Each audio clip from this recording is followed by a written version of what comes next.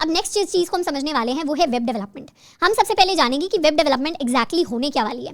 Delta के अंदर हमें पता है हम फुल स्टैक वेब डेवलपमेंट पढ़ेंगे, बट वेब डेवलपमेंट होती क्या है? इसका बेसिक मतलब होता है कि हम बिल्ड करेंगे वेबसाइट्स फॉर द इंटरनेट, यानी हम ऐसी वेबसाइट्स बिल्ड करने वाले हैं जो हमारे इंटरनेट पर काम करती हूँ, इंटरनेट के ऊपर वर्क करती हूँ।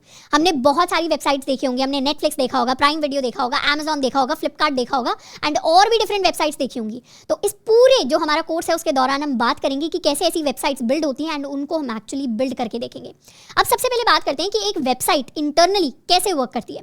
मतलब जब भी हम गूगल पर सर्च करते हैं, मान लो मुझे अमेजॉन की वेबसाइट के लिए सर्च करना है, तो कैसे हमारे क्रोम के अंदर या किसी और ब्राउजर के अंदर, चाहे आप सफारी यूज कर रहे हैं, फायरफॉक्स यूज कर रहे हैं, एज यूज कर रहे हैं, तो इन सारे ब्राउजर्स के ऊपर कैसे हमें अमेजॉन की जो पूरी वेबसाइट है वो दिखने लग जाती है। तो इसका पूरा फ्लो कुछ ऐसा दिखाई देता है कि जैसे ही हम कहीं भी जाकर सर्च करते हैं, लेट्स से हमने सर्च किया amazon.in या फिर किसी और वेबसाइट का हमने नाम सर्च किया, तो जैसे ही हमने amazon.in सर्च किया, हम क्या करते हैं, अपने अमेजॉन के सर्वर को एक रिक्वेस्ट भेजते हैं। उसे क्या हम रिक्वेस्ट भेज रहे हैं, जैसे हम अगर किसी भी रेस्टोरेंट के अंदर जाकर बैठते हैं तो हमारे पास वेटर आता है पूछने की हमें क्या चाहिए, तो हम वेटर को बताते हैं कि हमें ये खाना ऑर्डर करना है। तो वेटर को खाना ऑर्डर करके बताना कि मुझे ये चाहिए, वो एक तरीके की रिक्वेस्ट है। फिर वेटर क्या करता है, अपने किचन में जाता है और फिर वहां से तैयार खाना हमें लाकर देता है। उसी तरीके की एक रिक्वेस्ट है जो हम अमेजॉन के सर्वर से कर रहे हैं कि मुझे अमेजॉन की वेबसाइट को देखना है।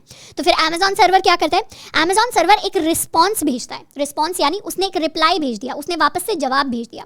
और अमेजॉन सर्वर जवाब में वेबसाइट नहीं देता, अमेजॉन सर्वर जवाब में कोड देता है। कोड के अंदर क्या होगा, कोड के अंदर HTML, CSS और जावास्क्रिप्ट लिखी होगी। ये तीनों टेक्नोलॉजीज हैं जिनके बारे में अभी हम थोड़ा सा एक्सप्लेन करेंगे। पर इन तीनों टेक्नोलॉजीज का एक तरीके से बंडल वो बनाएगा, पैकेट के अंदर बांधेगा तीनों को, और तीनों को जवाब के फॉर्म में आपको लाकर दे देगा। अब आपको लाकर देने का मतलब है कि हमारे ब्राउजर को लाकर दे देगा।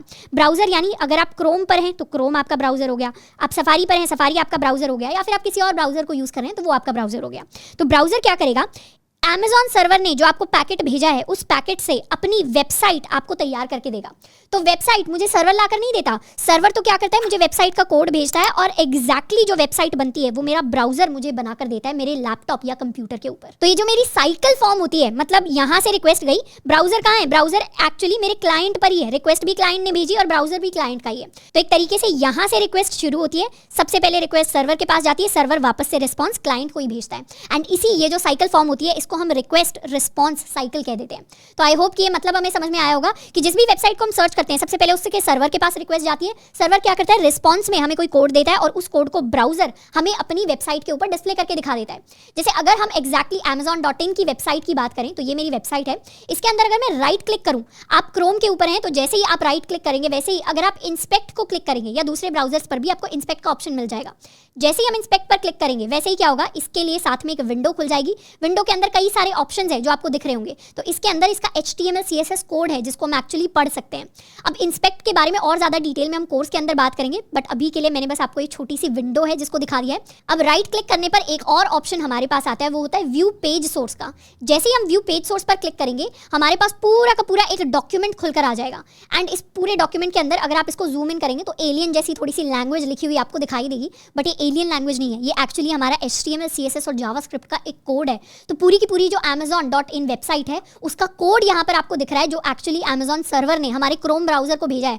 और सर्वर ने तो यही भेजा था, पर ब्राउजर ने क्या किया, इस पूरे कोड को यूज करके, ये जो बड़ा सा कोड है इसको यूज करके मेरे ब्राउजर ने एक पूरी वेबसाइट बना दी। तो हम भी सीखेंगे कि कैसे ऐसी वेबसाइट दिखाने के लिए हम इस तरीके का कोड लिखेंगे और ब्राउजर के ऊपर सुंदर सी एक वेबसाइट तैयार होकर आ रही होगी। तो जितनी भी हमारी वेबसाइट्स होती हैं वेब डेवलपमेंट के अंदर जिनको हम बिल्ड कर रहे होंगे वो सारी की सारी एक तरीके से रिजल्ट होती हैं हमारी रिक्वेस्ट रिस्पॉन्स साइकिल की। अब इस साइकिल के अंदर बात करते हैं कि HTML CSS और जावास्क्रिप्ट का क्या रोल होता है। HTML CSS जावास्क्रिप्ट तीनों अपने आप में लैंग्वेजेस हैं और इन तीनों का अलग अलग काम है। जैसे तीनों के बारे में डिटेल में बात करें तो HTML का काम होता है एक स्ट्रक्चर को बिल्ड करना। इसको बहुत ही बेसिक एग्जांपल के साथ समझते हैं। मान लेते हैं मैंने एक डायनासोर का एग्जांपल लिया। अब डायनासोर या कोई भी जानवर हो, उसको खड़े होने के लिए सबसे पहले एक स्ट्रक्चर चाहिए। स्ट्रक्चर यानी उसके इंटरनल में एक बोन स्ट्रक्चर होना चाहिए। अगर हड्डियां होंगी तो उसके पास एक बेसिक ढांचा होगा, बेसिक स्ट्रक्चर होगा। अगर हड्डी ही नहीं होगी तो हमारे पास स्किन नहीं हो सकती, हमारे पास दूसरी चीजें नहीं हो सकती। तो सबसे पहले तो हमें एक स्केलेटन स्ट्रक्चर चाहिए जिसके ऊपर सारी की सारी चीज़ें आ सके। तो वो जो स्ट्रक्चर होता है एक वेबसाइट को, वो हमें HTML प्रोवाइड करता है। उसके बाद जैसे ही हमारे पास स्ट्रक्चर आ गया, मतलब हड्डियों का ढांचा आ गया, उसके बाद डायनासोर के लिए चाहें तो हम उसकी आईज लगा सकते हैं, हम उसको स्किन दे सकते हैं, हम अंदर मसल्स दे सकते हैं, हम अंदर नर्व्स दे सकते हैं, वेन्स दे सकते हैं, बहुत सारी चीज़ें ऐड की जा सकती हैं, नाखून ऐड किए जा सकते हैं, टीथ ऐड किए जा सकते हैं। तो ये सारी की सारी चीज़ें जो एक्सटर्नली ऐड की जाती हैं, जिनको हम देख पाते हैं, उसको हम स्टाइल कहते हैं। तो डायनासोर के ऊपर जैसे स्टाइल ऐड होता है, वैसे ही वेबसाइट्स के ऊपर भी स्टाइल ऐड होता है। मतलब वेबसाइट को अगर आपने कोई कलर दिया है, उसके बटन को आपने अगर कोई बैकग्राउंड कलर दिया है, फॉन्ट का जो साइज है उसको बड़ा किया है, छोटा किया है, हेडिंग को लेफ्ट में लगाया है या सेंटर में लगाया है, इस तरीके की जो चीज़ें हैं जो स्टाइलिंग का काम करती हैं, उस स्टाइल को ऐड करने के लिए हम अपनी CSS को यूज़ करते हैं। एंड थर्ड कंपोनेंट आता है हमारे पास जावास्क्रिप्ट का। जावास्क्रिप्ट का काम होता है फंक्शनैलिटी को ऐड करना। यानी आपने एक बेसिक स्ट्रक्चर बना लिया, डायनासोर का स्केलेटन लगा दिया, उस पर स्किन और बाकी सारी चीज़ें भी लगा दी, बट वो स्टैचू का स्टैचू खड़ा है और मूव नहीं कर रहा, तो ज़्यादा मज़ा नहीं आएगा। तो हमें एक ऐसा डायनासोर चाहिए जो क्या कर सके, जो मूव कर सके, जिसमें कोई फंक्शनैलिटी हो, वो कोई काम कर सके, वो ब्रीथ कर सके, वो खाना खा सके, वो दौड़ सके, वो भाग सके, पानी पी सके।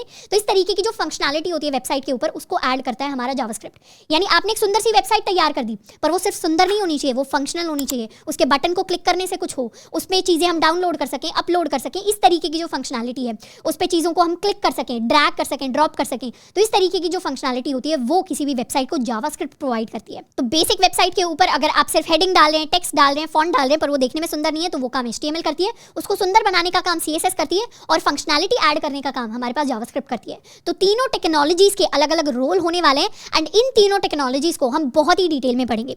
तो कोर्स के अंदर हम शुरुआत करेंगे HTML के साथ, उसके बाद हम CSS पढ़ेंगे, एंड उसके बाद फाइनली हम जावास्क्रिप्ट को पढ़कर डिफरेंट फंक्शनैलिटीज को एक्सप्लोर करेंगे और अपनी वेबसाइट्स को और ज़्यादा यूजफुल बनाएंगे। अब ये जो मेरी तीनों टेक्नोलॉजीज होती हैं, इनको एक तरीके से हम कह सकते हैं कि ये मेरी फ्रंट एंड टेक्नोलॉजीज हैं।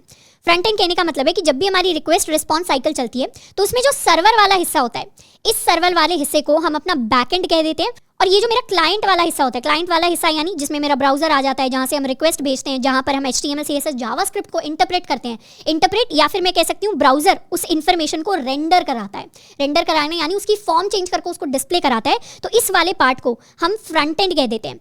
तो फ्रंट एंड वो वाला हिस्सा होता है हमारी वेबसाइट का जिसके साथ हम इंटरैक्ट कर पाते हैं, जो हमें हमारी ब्राउजर के ऊपर दिखाई देता है, जिसके अंदर HTML CSS जावास्क्रिप्ट होती है। और बैक एंड वो वाला हिस्सा होता है जो सर्वर साइड में लिखा जाता है, जिसकी इंटरनल फंक्शनिंग यूजुअली नॉर्मल जो होस्टेड वेबसाइट्स होती है उसके लिए हमें नहीं पता चलती अगर हम एक क्लाइंट है। बट एज अ डेवलपर हम फ्रंट एंड को भी सीखेंगे और हम बैक एंड को भी सीखेंगे, और हम दोनों के ऊपर अच्छी एक कमांड जो है उसको ग्रास्प करने वाले हैं। और साथ के साथ जब इंडस्ट्रीज की बात करते हैं, मतलब कंपनीज के अंदर जब बात करते हैं, तो ऐसा भी हो सकता है कि कोई ऐसे डेवलपर्स हो जो सिर्फ बैक एंड के ऊपर काम कर रहे हो, यानी जो सिर्फ सर्वर साइड का कोड लिखते हैं। कुछ ऐसे डेवलपर्स होते हैं कंपनी में जो सिर्फ फ्रंट एंड का काम करते हैं, जो सिर्फ HTML CSS जावास्क्रिप्ट के ऊपर काम कर रहे होते हैं। और कुछ ऐसे डेवलपर्स होते हैं जो फ्रंट एंड पर भी काम करते हैं और जो बैक एंड पर भी काम करते हैं, और उन्हें हम फुल स्टैक डेवलपर्स कहते हैं। तो जब भी हम स्टैक की बात करते हैं, स्टैक का मतलब होता है टेक्नोलॉजीज। तो जैसे फ्रंट एंड टेक्नोलॉजीज पर काम करते हैं वो फ्रंट एंड डेवलपर्स होते हैं, जो सिर्फ बैक एंड टेक्नोलॉजीज पर काम करते हैं वो बैक एंड डेवलपर्स होते हैं, और जो दोनों पर काम करते हैं वो हमारे फुल स्टैक डेवलपर्स होते हैं। और ये हमारा फुल स्टैक वेब डेवलपमेंट का कोर्स है जिसमें हम दोनों साइड्स को डिटेल में समझने वाले हैं। एंड एक बार जब हम दोनों को डिटेल में कर लेंगे, तो उसके बाद जिस भी तरफ आपका ज़्यादा इंटरेस्ट बनता है, आप उसको और ज़्यादा डीप में परस्यू कर सकते हैं। आप उसी के ऊपर अपना करियर बिल्ड कर सकते हैं, या फिर आप चाहें तो दोनों को साथ में लेकर चल सकते हैं।